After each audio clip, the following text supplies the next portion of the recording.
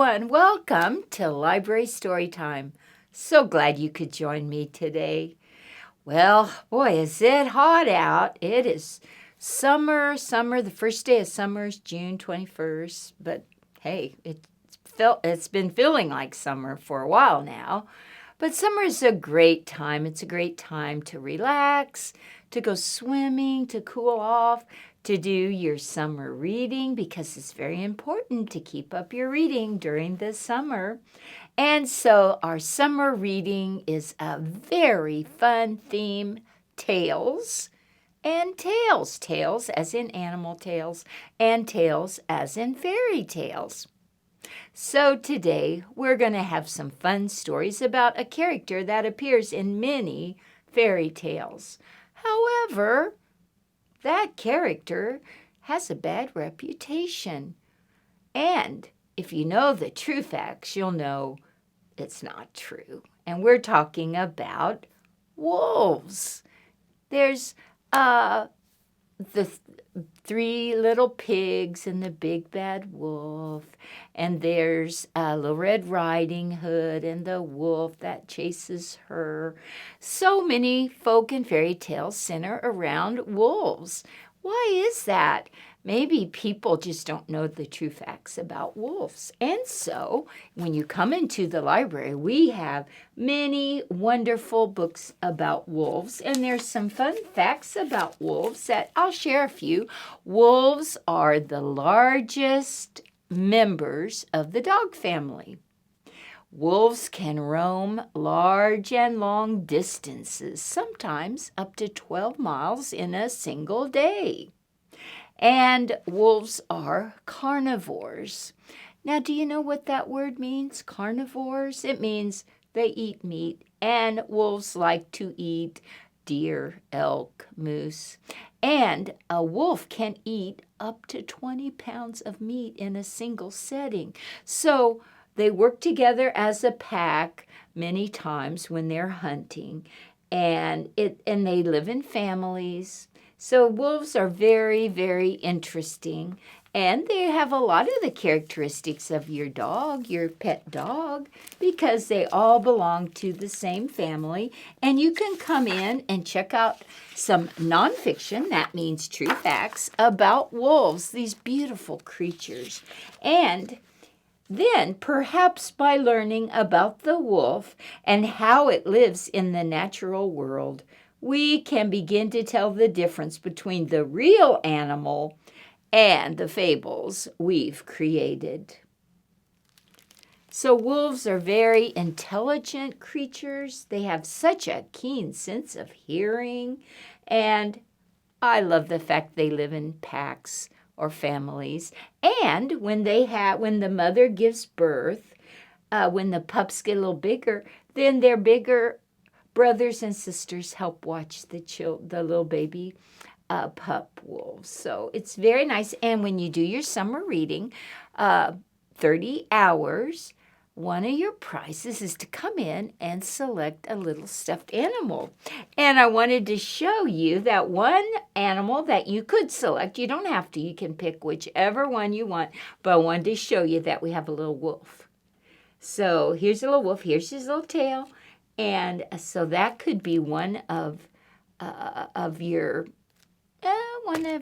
choices. You'll have lots to choose from. So you might have to have several and then pick one, but it'd be hard to pick. But that's our little wolf, and you can get that little wolf from summer reading. And what would be your craft?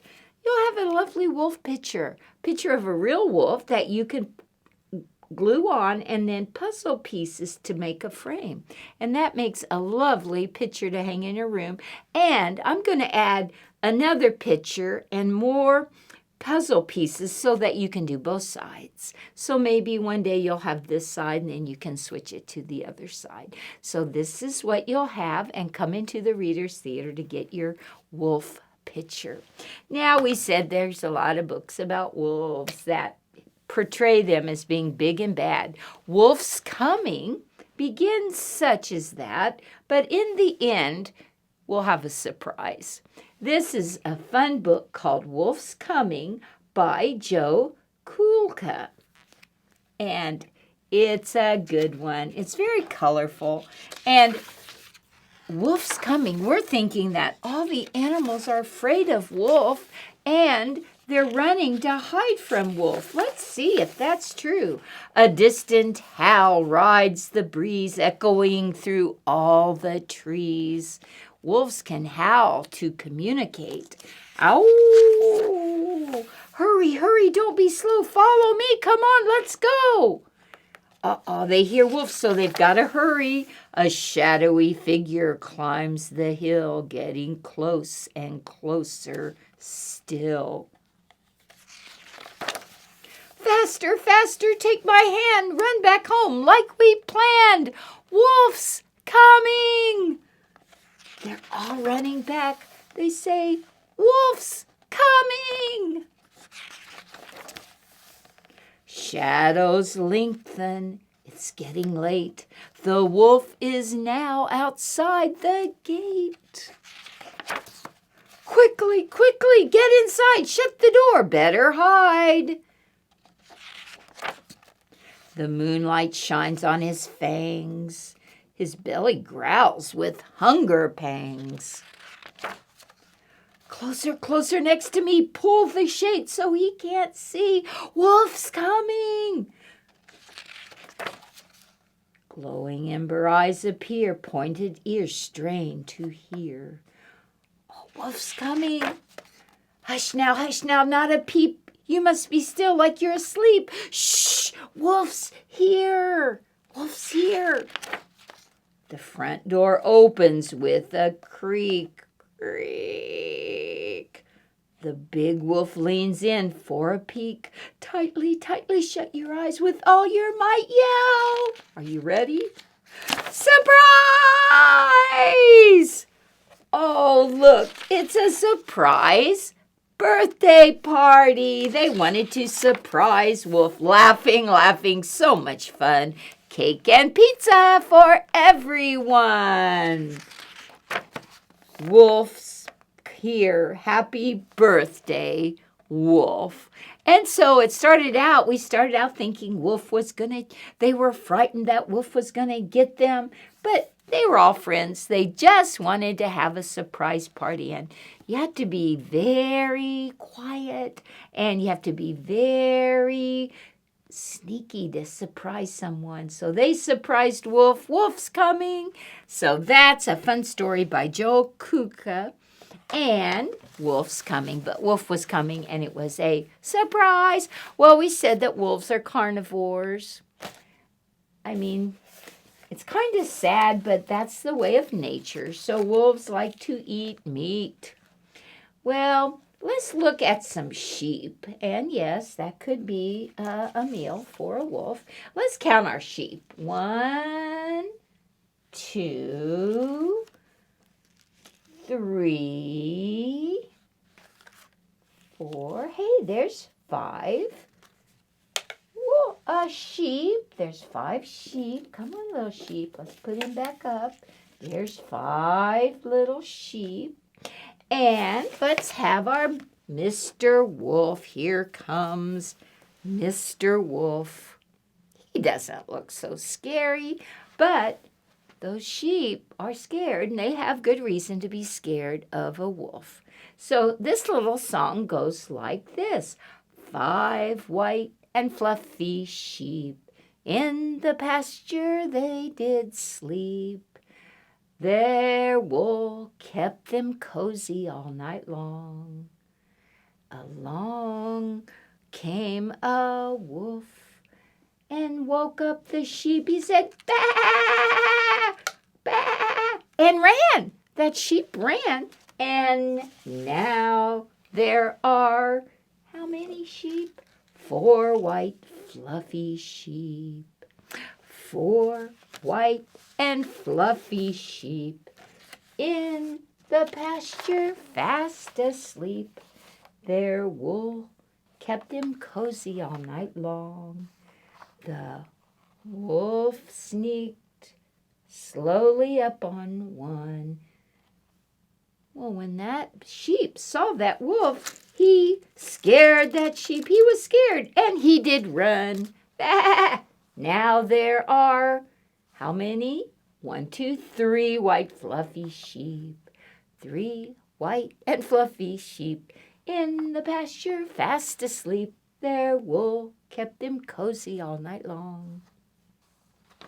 The wolf sneaked slowly up on one, scared that sheep, and he did run. Now there are, how many sheep are there? 1, 2, 2 white fluffy sheep. 2 white and fluffy sheep in the pasture fast asleep. Their wool kept them cozy all night long. The wolf sneaked slowly up on one, scared that sheep, and he did run. Now there is only 1 white fluffy sheep. 1 white and fluffy sheep in the pasture fast asleep. His wool kept him cozy all night long. The wolf sneaked slowly up on him, scared that sheep, and he did run. Now there are no white fluffy sheep. And Mr. Wolf said, all I wanted to do was tell them, good morning, it's time to get up. But they ran away. I was only trying to be friendly. And that's 5 white and fluffy sheep. But truth be known, those were some smart sheep to run from that wolf. Very, very good. Well, our last story is going to be from this board right here. And it's called Wolf's Chicken Stew. So we have a cozy little house, and we have a tree, and we have a wolf here. Where is Mr. Wolf? Here's Mr. Wolf.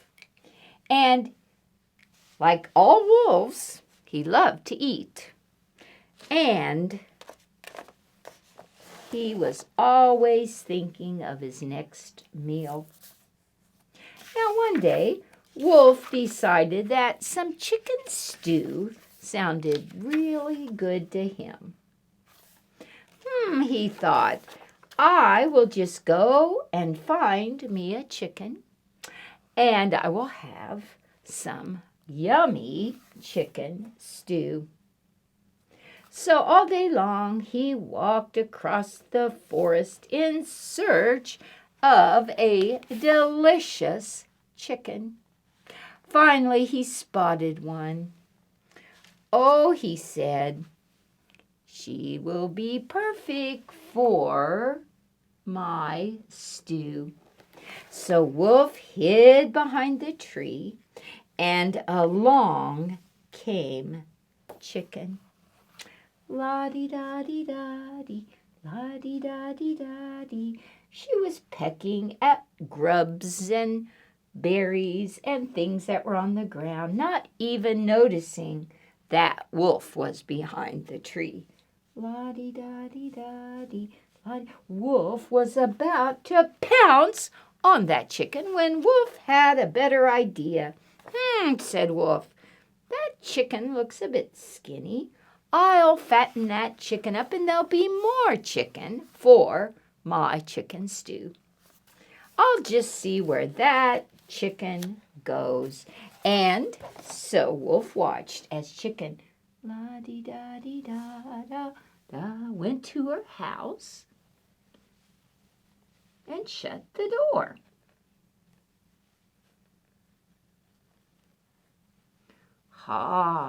So now Wolf knew where Chicken lived, and so Wolf was a very good cook.